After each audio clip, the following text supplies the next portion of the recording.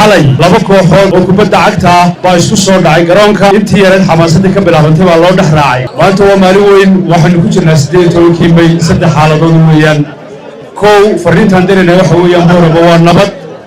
labo waxaanu leenahay gobolka Awdal waa nabad saddex waxaanu leenahay Soomaaliland waa nabad afar waxaanu leenahay dadka cadowga ah ee ku mashquulsan in ay dibindaabiyeen nabadgelyada gobolka Awdal waxaanu leenahay enough is enough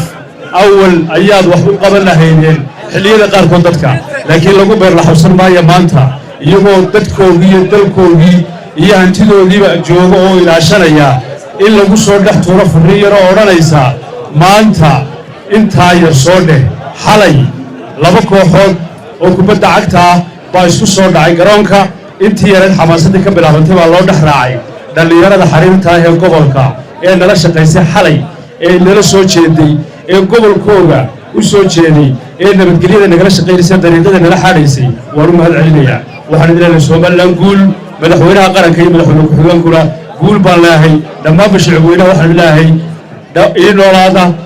18 Mayna ha noolaato waa 35 36 insha Allah waan gaaraynaa ilaa 9 salaamu calaykum waraxmatullaahi wabarakaatuh soo xidhan tahay ilaahay si nabadgelyo ah inoogu bilaabay si nabadgelyo ah way ku dhamaatay